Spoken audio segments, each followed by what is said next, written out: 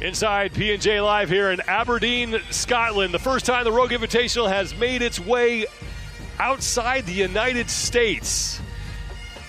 And the people here in Aberdeen have been fantastic hosts, and we've had a great time so far. Thanks so much, everybody, for being with us here on the opening day of competition at the 2024 Rogue Invitational. I'm Sean Woodland with Adrian Conway, and Kiki Dixon's down on the competition floor. Women up next here in the CrossFit competition for North Sea Tiger, presented by Beyond the Whiteboard. Overall standings. Shocker, Tia Toomey with 100 points after her 13th event win at the Rogue Invitational. Leads Gabby McGowan by 5. Emily Rolfe and Laurel Horvath sit in third and fourth, with Haley Adams, who had a really great performance in event number 1 to open things up in heat number 1, sits in 5th place. North Sea Tiger, an homage to the oil rig workers off the coast of Aberdeen. And it's aptly named because, as I said before, like them, this event is tough. It's real tough, man. The only change it's going to make happen between the men and the women is the 26 calories on the Echo bike versus the 32. And then, of course, on those 8 squat snatches, the women are going to be using 160 pounds. Keys to success here. Yeah, the keys are going to be remaining the same. They got to bring their BCAAs, their balance, coordination, accuracy, and agility. It's going to be well tested on those 8 squat snatches to finish. And then risk versus reward. Is your ability to pace going to be nailed to a T all the way through those shuttle runs at the end? Because if it's not, it's going to cost you several spots. And Danny Spiegel is going to bounce back from a bottom performance in event number 1. 10 women on the floor here in these first of 2 heats. Haley Adams, who won her heat in event number 1, will be in lane number 6. Yeah, something to watch here for Haley is how does she move the barbell? If it was a power snatch or a movement above parallel, historically that would favor her very well. And now that it's that high skill aspect of the squat snatch, it's going to be put to the test here.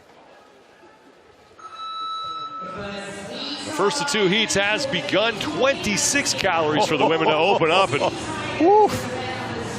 that is Emma Tall is an aggressive pace for Emma Tall right there. Well, and she was someone that we talked about a little bit, someone to keep our eye on and watch. We know that she does have high work capacity, Sean, meaning when the skills are simple, she can get after it and really hammer down, just like she's doing on this bike. But as we get into the ring muscle-ups and in those squat snatches that are looming after those, I really want to see how she's able to practice that self-awareness that we talked about that's really important here.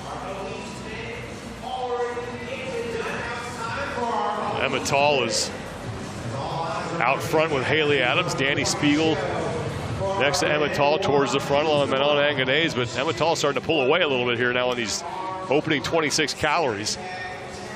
Now what you understand about the Echo bike is you can use it as a weapon.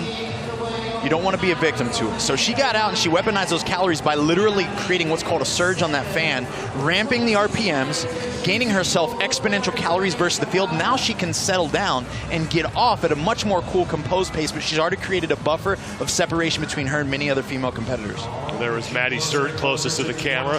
Sturt coming in 9th place overall after her event 1 finish. Now Emma Tall is off. And on to her 16-ring muscle-ups. Joined by Manon Anganese. And Anganese walking up to the rings as well. You know, and the thing to be mindful of, Pepper mentioned it in the last heat right there, it was key to his success was that he wanted to be aggressive on the bike so that he could confidently rest on the rings, and then that allowed him to attack those squat snatches 8 for 8. So I wonder if Emma Tall is utilizing a similar strategy here. Now, Haley Adams and Dana Perrin were the next 2 women onto the rings as Danny Spiegel's gotten to work on her muscle-ups. It looks like every woman is on to this second portion of the event. At the 42 rep mark is when they'll move on to the barbell. 160 pounds on the barbell for 8 squat snatches.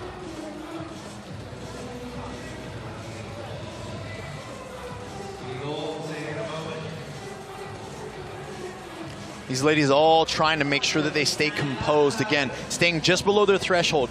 If they struggle with the press out of this ring muscle up, the dip portion, Sean, it's going to lead to even more struggle locking out that squat snatch with that bar overhead. So they've really got to toe the line and be gentle with how aggressive they're willing to be on these ring muscle ups.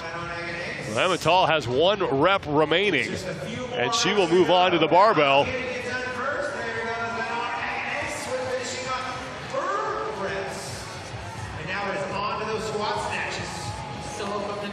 Now Manon Anganez, who just adjusted her belt, there in the middle of your screen, joins Ematal at the 160-pound barbell.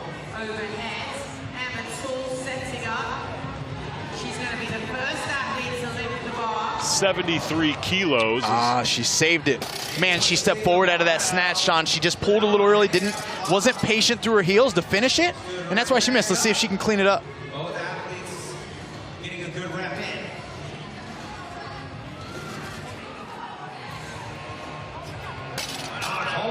Taylor Howe in lane 2, second from left. And Dana Perrin are under the barbell as well, as Danny Spiegel still has a handful of reps remaining on the ring muscle ups, along with Sydney Wells. Haley Adams is on her final rep on the left side of your screen. And Ematal is able to hit that rep. Now through 2 of her 8 reps. On the barbell, Paige Semenza getting set to get to work on her set as well. Paige missed that one behind her. That's a rare miss that we see, and clearly that kind of shows shoulder fatigue. Her leg drive was there. She just kind of missed it behind her, inability to stabilize that bar overhead. And here's Manon Anganez. And she will make that. Top 10 finish for her last year at the Rogue Invitational. And now Paige Semenza, right side of the screen. She's gotten things sorted. Maddie Sturt, left side, going after 160. And Taylor Williamson, meanwhile, is starting to put some pressure on the leaders. Williamson threw 47 of the 57 scored repetitions. At the 50 rep mark is when they will start their shuttle sprints. This is where these women too, Sean, they start to feel the peer pressure to start to pick up the bar. Even if they're not ready, they see someone else putting their hands on. They might be a rep behind, and this is where they start to feel that nudge just from a peer putting their hands on the bar to get started with the next rep, and there she goes. And Williamson's going to be the first woman onto the shuttle sprint. 6 laps, and then a final sprint to the finish.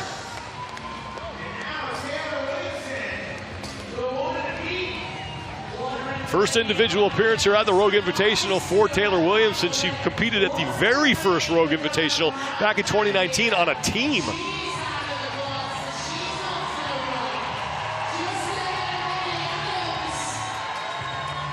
Yeah, and the women are attacking this with a bit more aggression than we saw the men do on these final 6 shuttle sprints. They know what's at stake. Now, Haley Adams is now in second place as Manon Anganez is onto the shuttle sprints along with Dana Perrin. Well, Haley Adams is trying to reel in Williamson, but Williamson has a pretty good lead right now on Adams. The Paige Semenza is onto the shuttle sprints in the blue top, long gray pants, middle of the screen. Now Danny Spiegel is through her reps on the barbell. So Ematal, who was the first woman to the squat snatches, is still working on her reps. And Taylor Williamson is done, and Williamson is in. 6:27 and change. 6:27.81 for Williamson. And now Adams and Anganez fighting for second place. Well, there she goes. Now Anganez is across. Haley Adams is in.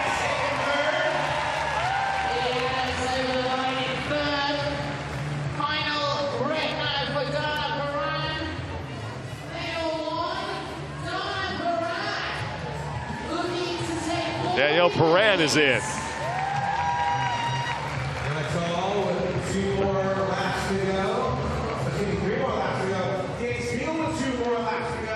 Pardon me, Dana Perrin. My apologies to Dana. Semenza across, 7:15. So 8-minute time cap here, so the women on the floor, we've got to hurry up. So Spiegel is going to be fine. She's across. And Taylor Howe still has some time. Howe's on the bottom left of your screen heading back. She still has 1 lap. So 15 seconds. She's going to have to hurry if she wants to get inside that cap. Now Emma Tall finishing up. Just a couple seconds to spare for her. Wow. House, Sturt, and Wells will all get time capped. Taylor Williamson will get the heat win at 6:27.81 seconds.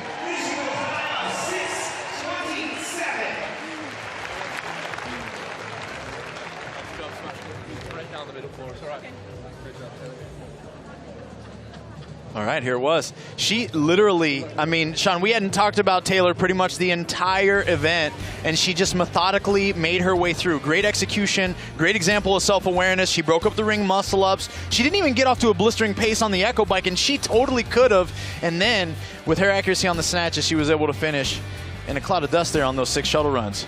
Time to beat Taylor Williamson.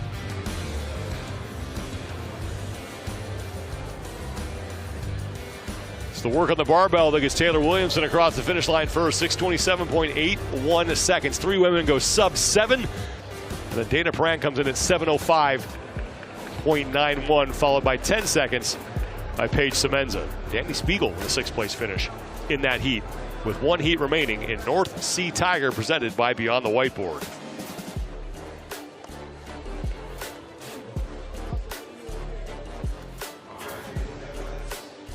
And the women who are going to be in Heat 2 are taking the floor right now. Getting set to come out as they still get the floor reset. There's that 160-pound barbell that needs to be squat snatched 8 times. Seems to be the crux so far of this event.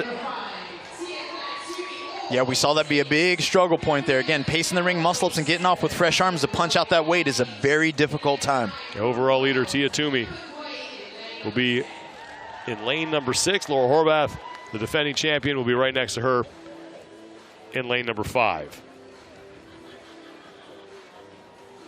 30 seconds. Athletes to your start. And there is Tia Toomey, if you weren't with us earlier, won the opening event. It's her 13th event win out of the 32 events in which she has competed here at the Rogue Invitational. That's a .406 winning percentage for Tia Toomey. 10 seconds.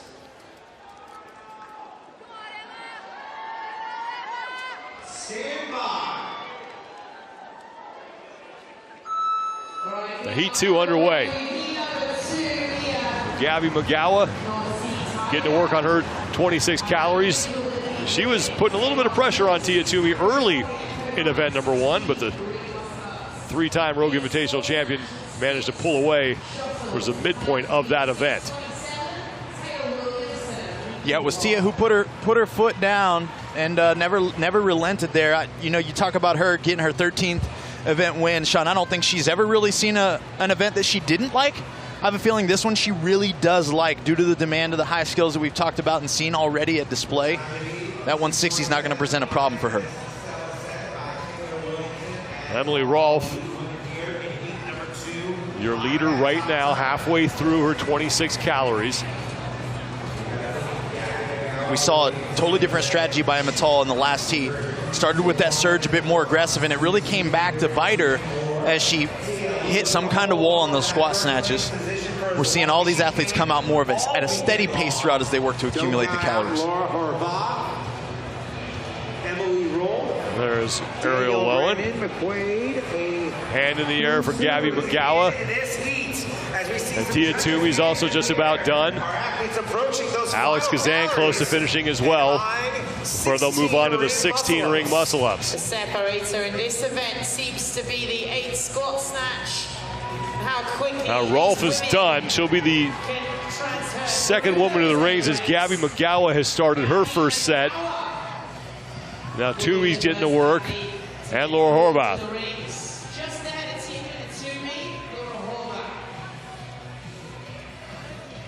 All right. It's not necessarily an if, but when they're going to break up the ring muscle-ups and how long will they rest here. If you watch Tia right there in the middle of your screen, the security in her transition, that dip position, and how easily she presses the lockout, it's foretelling on how much easier the snatch might be for her after all these reps are accumulated. Toomey taking a break. Laura Horvath continues to work. They need to get to the 42 rep mark, so Horvath and McGowan both have 5 reps remaining. Extending her lead. She's got 4 reps to go. She's got a 1 rep lead over Laura Horvath. He's mindful of what's coming up. Now Toomey has put herself in front 8 squat snatch. and onto the barbell for 8 squat snatches at 160 pounds. Getting at 73 kilos. McGowan's done as well. Steps to the bar even first, puts her hands on. Here we go. Whoa. That was a great save there by Tia. She almost close. missed it behind her head. Clearly the judge almost was there in her lane as well.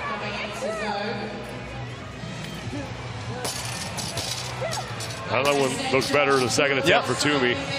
But here comes Horvath getting to work as well. Yeah, and hers looking even smoother. That up and under that load, landing right where she expects it to over her head every time, looking similar to what we saw from Dallin Pepper. Now Horvath is in the lead just momentarily. She and Toomey are trading first place in this heat. Time to beat's in the bottom left-hand part of your screen. 6:27.81 seconds from Taylor Williamson.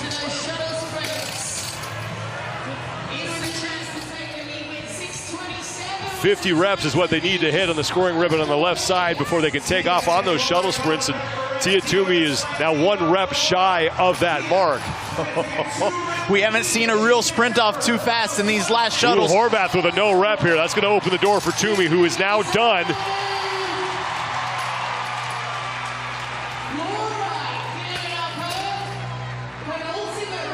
And it looks like once again it's going to be a fight for second place behind Tia Toomey. Wow. That's that pressure that we talked about. I know Chris Spieler had a hand in helping get these workouts to these athletes and designing them, and he considered this as one of the definitive things, pressure. And now McGowan and Horvath off at the exact same time in second place behind Tia Toomey. 6 total laps and then a sprint across the finish line. Toomey looking to pick up her second event win of this competition to remain perfect here on day number 1 and her 14th career event win at the Rogue Invitational. This is tricky about these shuttle runs. You got to step on the gas pedal at just the right moment. You go too soon and you burn out and fizzle out. It's a little harder to judge than just a 400 meter right down the straightaway or 200 meters. So this is makes for an exciting finish. So Gabby McGowan started to open up a little bit of a lead on Laura Horvath for second place here behind Tia Toomey. Toomey's on her final lap.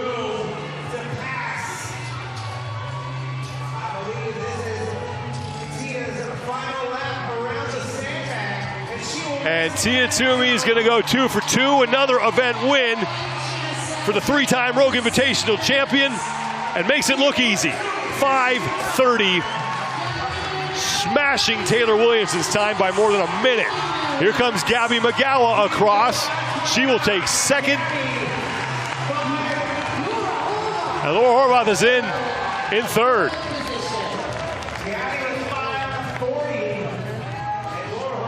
Ariel Lowen is your leader on the floor. She's the only woman right now on her shuttle run.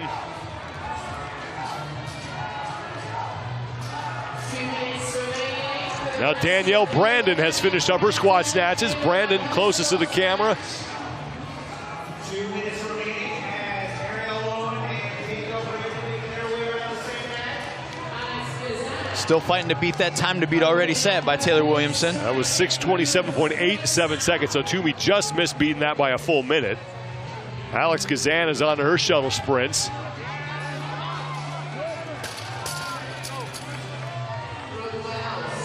And now Amanda Barnhart.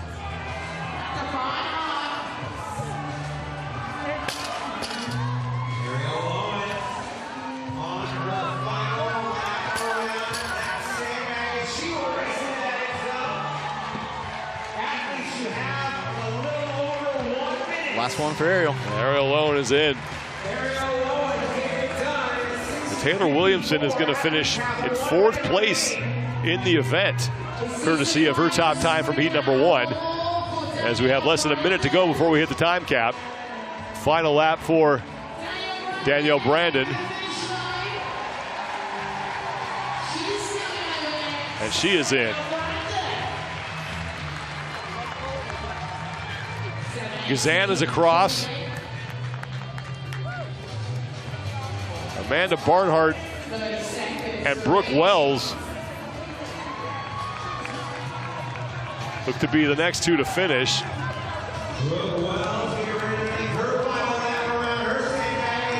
Barnhart is making her trip to the finish. And Brooke Wells is right behind her with now 10 seconds remaining before we hit the time cap. And Brooke Wells is going to make it across. So McQuaid and Rolfe get capped. Tia Toomey gets her 14th career event win and her 2nd of the 2024 Rogue Invitational.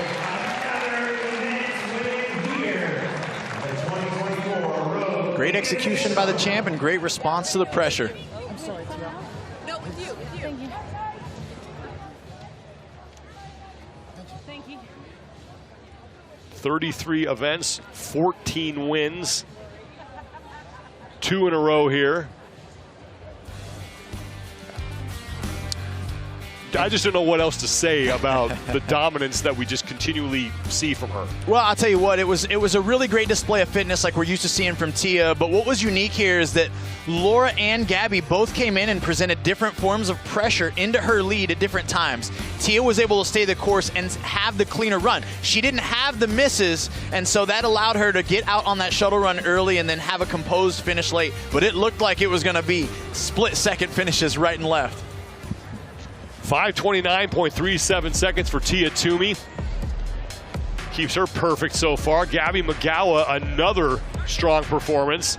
And Laura Horvath takes 3rd. Taylor Williamson, courtesy of her heat win in heat number 1, will finish in 4th. And Manon Enganese will take 5th. Tia Toomey is with Kiki Dixon. Tia, congratulations on picking up another W here with event number 2. Why do you feel like you had the edge with this event? Well, I like all the movements, so I think that's a perk. I don't know. Did you feel pressure from the other athletes while you were moving through this? And if so, in what ways?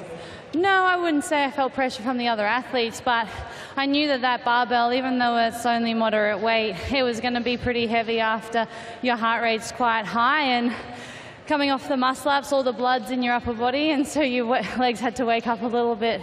Probably took me like 4 reps to get to it. We talked earlier, and there's a little something to prove with how things went last year. Did you find yourself training harder for the Rogue Invitational this year, and if so, in what ways? No, I just wasn't 5 months postpartum. Fair enough. Ladies and gentlemen, Tia Claire Toomey. Thanks. Tia Toomey picking up another 100 points. She will be your overall leader. For all results and standings, you can head to roguefitness.com. Sealed with a kiss for Tia Toomey, as she remains perfect here.